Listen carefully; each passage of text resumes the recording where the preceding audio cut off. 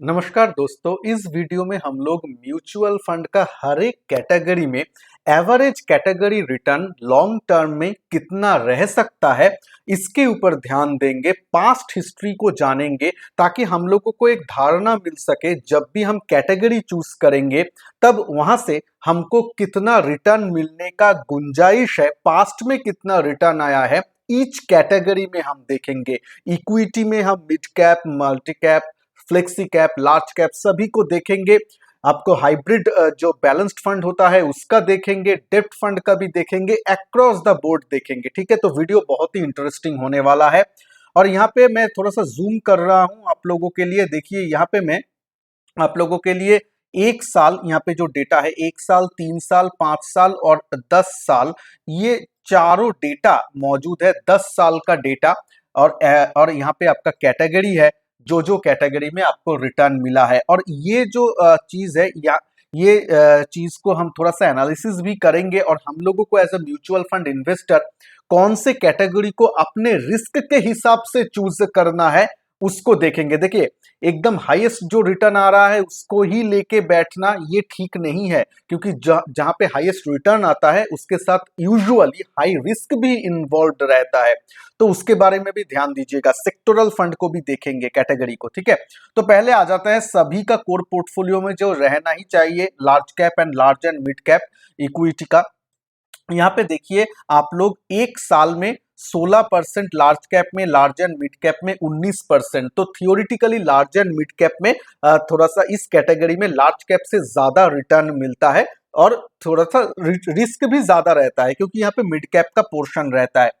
10 years में देखिए, जो लॉन्ग टर्म में हम देखते हैं तो large and mid cap category 15% से ज्यादा सीएजीआर, सालाना रिटर्न आपको निकाल के दिया है, जब ये 10 साल में 13% के आसपास लार्ज कैप में दिया है। और ये इक्विटी, ये जो है, ये कैटेगरी का रिटर्न है।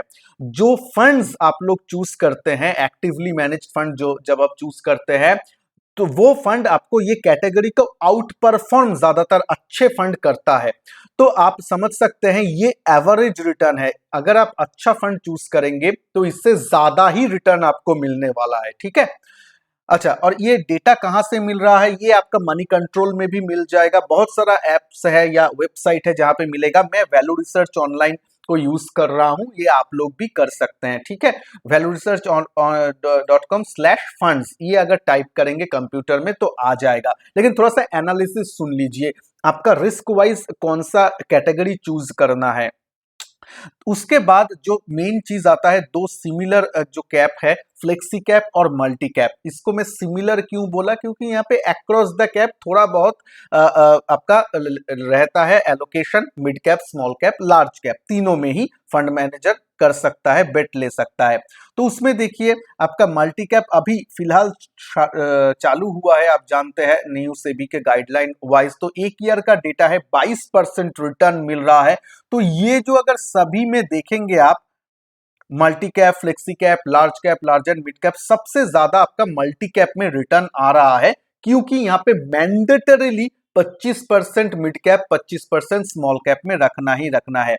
लेकिन फ्लेक्सी कैप में अदर क्या बात है, फ्लेक्सी कैप ये रो को अगर देखेंगे तो 3 साल में 17%, 5 साल में 13% और 10 ईयर्स में 14% रिटर्न आपको फ्लेक्सी कैप रिटर्न देके दिया है। तो फ्लेक्सी कैप और लार्ज एंड मिड कैप में उतना ज्यादा डिफरेंस नहीं है।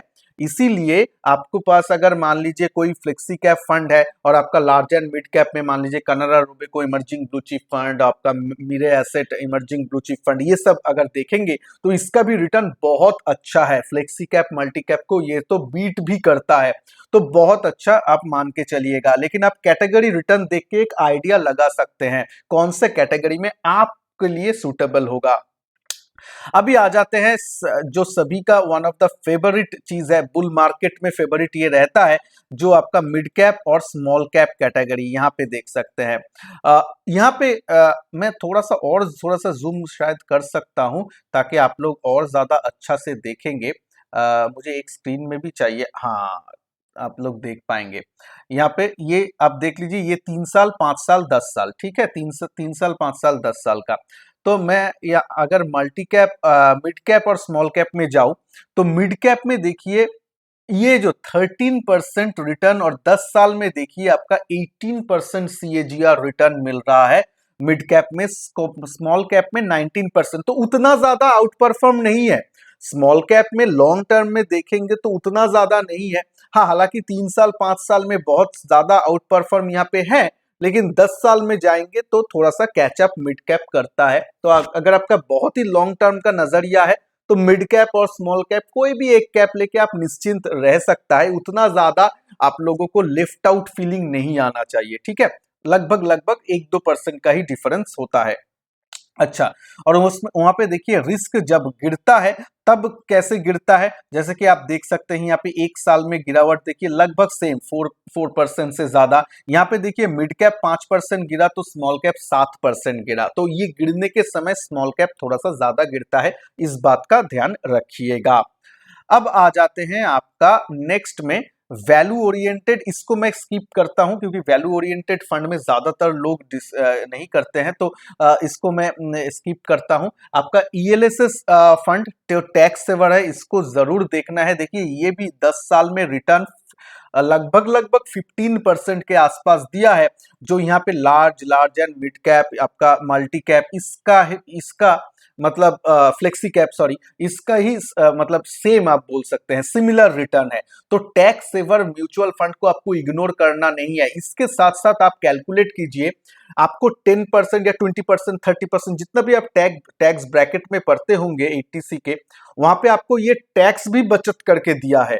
तो उस वो रिटर्न को तो हम यहाँ पे एडजस्ट नहीं करते हैं, उसको छोड़ के भी 15% के आसपास रिटर्न है। तो टैक्स, जो लोग भी टैक्सेबल कैटेगरी में आते हैं 80C के तहत, आपको ELS फंड को इग्नोर नहीं करना है, ठीक है।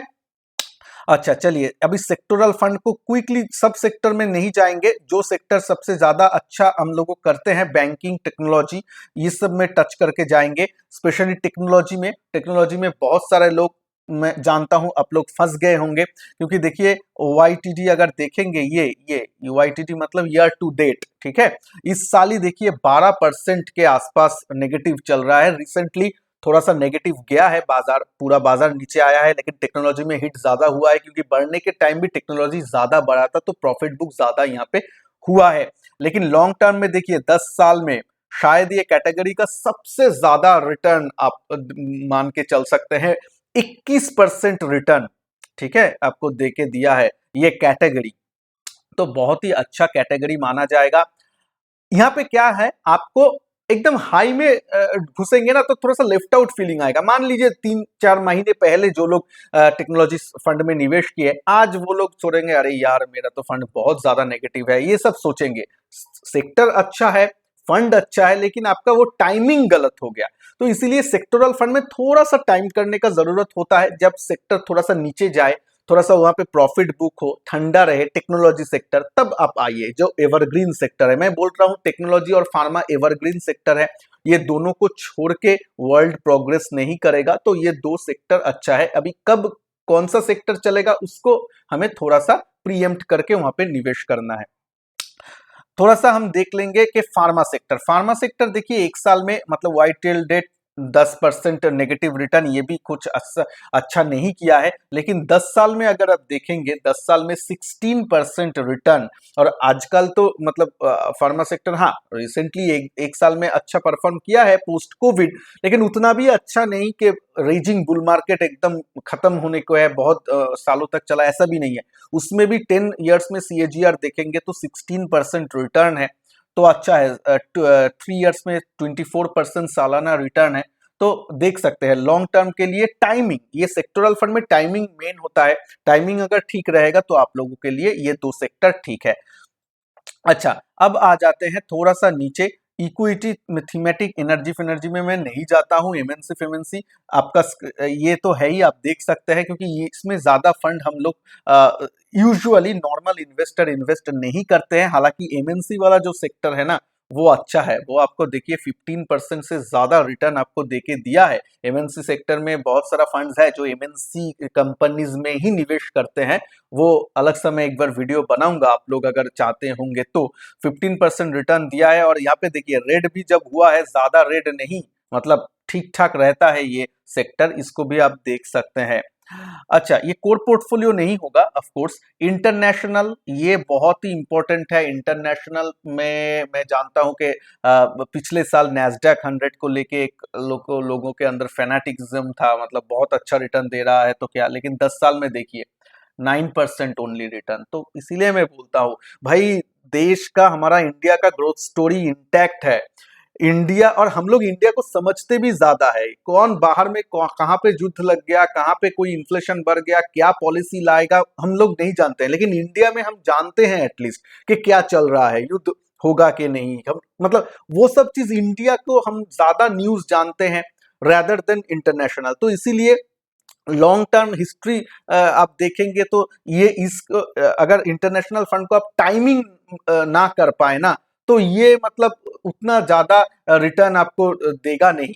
तो मतलब हमारा 15-16% अगर हम लोग इंडिया का multi cap, flexi cap, large and mid cap ये ही निकाल के दे रहा है, तो मुझे अलग से इंटरनेशनल फंड में घुसने का क्या जरूरत है डाइवर्सिफिकेशन के चक्कर में। हाँ, तो वो बात थोड़ा सा इन्वेस्टर टू इन्वेस्टर वैरी करता है, लेकिन ये मेरा पर्सनल व्यू है, ठीक है, देख लीजिएगा। इंडिया का ग्रोथ स्टोरी मैं ज्यादा बिलीव करता हूं, क्योंकि मैं उसका जो न्यूज है वो चाहे खराब हो या अच्छा हो या बुरा हो, वो मैं जानता हूं। अगर बुरा न्यूज मैं जानता हूं तो मैं तब म्यूचुअल फंड से एग्जिट करने के लिए सोच लूंगा ना, मेरे हाथ में है। लेकिन एटलीस्ट मैं न्यूज जानूंगा, इंडिया को अच्छी तरीके से मैं पहचानता हूं rather than different countries. Okay, चलिए आ जाते हैं डेप्थ में। इसमें मैं ये मीडियम, शॉर्ट और लो ड्यूरेशन आप एक साथ मैं बोल देता हूं। देखिए, तीनों में ही अगर लॉन्ग टर्म में देखेंगे तो 7% रिटर्न है, 7 पॉइंट समथिंग, ठीक है। लॉन्ग टर्म में तीनों ही फंड आपको लगभग लगभग सेम देगा, लेकिन इंटरमीडिएट टर्म में आप देखेंगे कहीं पे 6%, 5, कहीं पे 4, कभी कभी आपका कोई ड्यूरेशन कम देगा, लॉन्ग टर्म ज्यादा देगा। एक साल में देखिए ऐसा हुआ है, लेकिन लॉन्ग टर्म में अगर 5 साल 10 साल में आप जाएंगे तो लगभग एवरेज आउट होके आपका 7-7.5% रिटर्न आपको निकाल के दे रहा है। तो ये बहुत ही कंजर्वेटिव जो इन्वेस्टर है उन लोगों के लिए बहुत अच्छा है। और या फिर पोर्टफोलियो में थोड़ा सा हिस्सा आपका डेप्थ में एक्सपोजर रहना चाहिए। अल्ट्रा शॉर्ट ड्यूरेशन, लिक्विड और मनी मार्केट, ये तो आप जानते हैं बैंक जैसा ही आपको रिटर्न मिलेगा, एफडी जैसा 6 से 7%, उससे थोड़ा सा ज्यादा मिलता है और टैक्स एफिशिएंट रहता है, ये एक अच्छा चीज है, आप देख सकते हैं, ठीक है। जो यहाँ पे वन ऑफ माय फेवरेट है वो है आपका डायनामिक बॉन्ड। ये डायनामिक मार्केट, डायनामिक बॉन्ड का जो सेक्शन है, मैं थोड़ा सा, हाँ, ये डायनामिक बॉन्ड वाला जो चीज है, आप देख सकते हैं डायनामिक बॉन्ड, कॉर्पोरेट बॉन्ड, ये जो दो सेक्टर है यहाँ पे देखिए, यहाँ पे भी लॉन्ग टर्म में आप देखेंगे 7.8, तो अच्छा अगर फंड है, ये कैटेगरी का रिटर्न है, माइंड इट, कैटेगरी का रिटर्न है। उसमें जो अच्छा कैटेगरी का जो अच्छा फंड रहता है वो कैटेगरी एवरेज रिटर्न को बीट करता है, तो आप 8% के आसपास मान के चलिएगा, यहाँ से आपका जो बॉन्ड फंड से आपको मिलने का गुंजाइश रहता है। क्रेडिट रिस्क में भी देखिए 7%, आपका बैंकिंग एंड पीएसयू, एक एक टाइम में ये बहुत चलता है, लेकिन मुझे कारण मालूम नहीं पड़ता है, क्योंकि लॉन्ग टर्म में देखिएगा कि उसको सेम टाइप का ही रिटर्न रहता है, 7.5 से 8%। ऐसा नहीं है कि कोई एक बॉन्ड सेक्टर ऐसा स्पेशल चीज है कि वो आपको आउट परफॉर्म करके देगा, अनलेस एंड ये गिल्ट फंड जो मैं नीचे आ रहा हूं, क्योंकि ये थोड़ा सा अलग से चलता है। इसमें रिस्क भी थोड़ा सा, कभी कभी आपका अगर साइकिल पकड़ नहीं पाए तो उसमें थोड़ा सा आपका लॉस भी होता है। देखिए 3 मंथ में ये सबसे ज्यादा गिरा भी है, ये जो 10 ईयर गिल्ट फंड जो है, ठीक है, ये देखिए -1.2 डेप्ट में, -1.2 3 मंथ में बहुत होता है, तो उस हिसाब से आप यहाँ पे देख सकते हैं। लेकिन आपका रिटर्न भी देखिए 9.38, 9.5%, सबसे ज्यादा रिटर्न भी आप देख पाएंगे लॉन्ग टर्म में, लेकिन थोड़ा सा रिस्क भी रहता है अगर आप साइकिल को ठीक से पकड़ नहीं पाए तो। अगर आ जाते हैं कि एग्रेसिव हाइब्रिड फंड, मैं हाइब्रिड फंड, बैलेंस्ड फंड में जाऊंगा।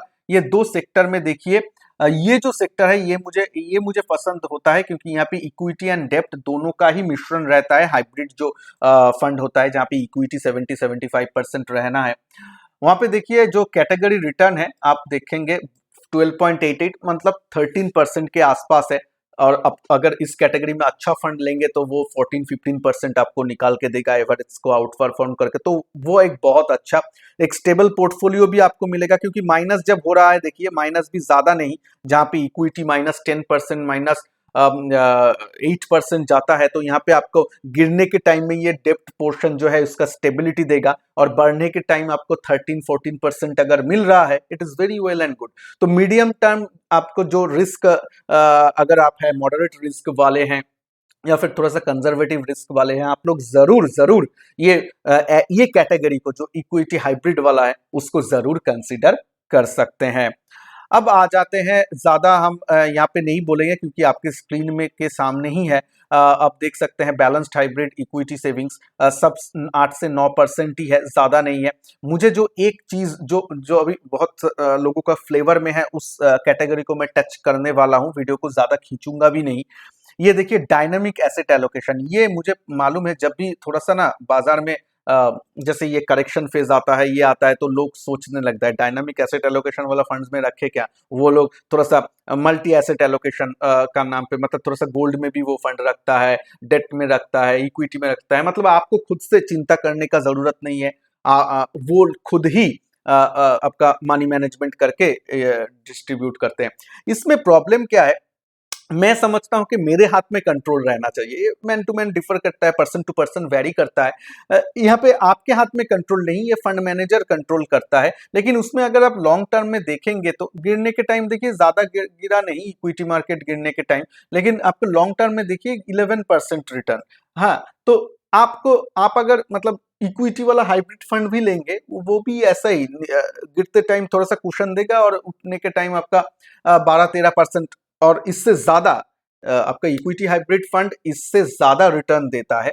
तो इससे ज्यादा रिटर्न रहता है। तो अगर आपका लॉन्ग टर्म का व्यू है, हाँ बिल्कुल शॉर्ट टर्म का व्यू है, मान लीजिए 2-3 साल का ही है, तो आप देख सकते हैं इस कैटेगरी को। बट और नॉर्मल एवरेज बैंक से थोड़ा सा ज्यादा रिटर्न लेके आप खुश है तो आप कर सकते हैं। नहीं तो इक्विटी वाला जो बैलेंस्ड फंड है, या फिर आप खुद से गोल्ड में रखिए ना, गोल्ड फंड होता है 5% अपना पोर्टफोलियो का रखिए, ऐसा खुद से अगर प्लानिंग करेंगे तो भी चलता है। हाँ, अलग से ये सब कैटेगरी वाला फंड लेने का उतना जरूरी नहीं है। हालांकि मैंने बोल दिया है कितना रिटर्न आपका एवरेज मिलता है। ये जो नया चीज आया है ये बहुत इंटरेस्टिंग है, इसको मैं आगे जाके देखना है कितना रिटर्न देता है। सिल्वर का ईटीएफ, गोल्ड का तो ईटीएफ फंड या गोल्ड फंड तो मौजूद था, लेकिन सिल्वर का मौजूद नहीं था। अभी सिल्वर का भी आ गया है, जो एक मंथ में आपका 8% रिटर्न निकाल के दिया है। मतलब समझ सकते हैं, एक मंथ में 8% बहुत बहुत होता है। जब इक्विटी मार्केट गिर रहा है तब कमोडिटी ये सिल्वर का, और अभी तो चिप का बहुत किल्लत है, इलेक्ट्रॉनिक्स जो चिप होता है, और इलेक्ट्रॉनिक्स चिप्स में सिल्वर का भी यूज होता है। तो उसमें आपका सिलिकॉन का भी यूज होता है, और कुछ कुछ स्पेशलाइज्ड चिप्स में आपका सिल्वर का भी यूज होता है।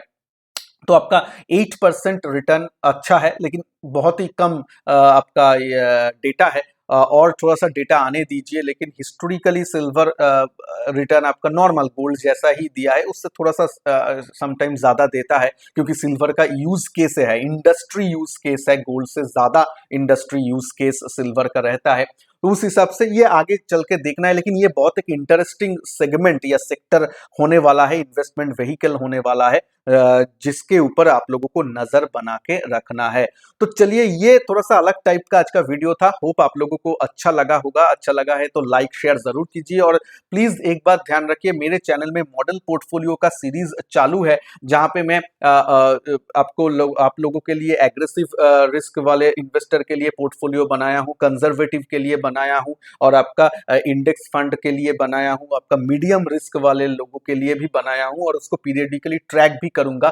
वो पोर्टफोलियो का और वीडियो का लिंक भी आप लोगों का स्क्रीन में आ जाएगा, प्लीज क्लिक करके वो सीरीज को देखिएगा, उसको बहुत हेल्प मिलेगा। चलिए मिलते हैं नेक्स्ट वीडियो में, तब तक के लिए जय हिंद, वंदे मातरम।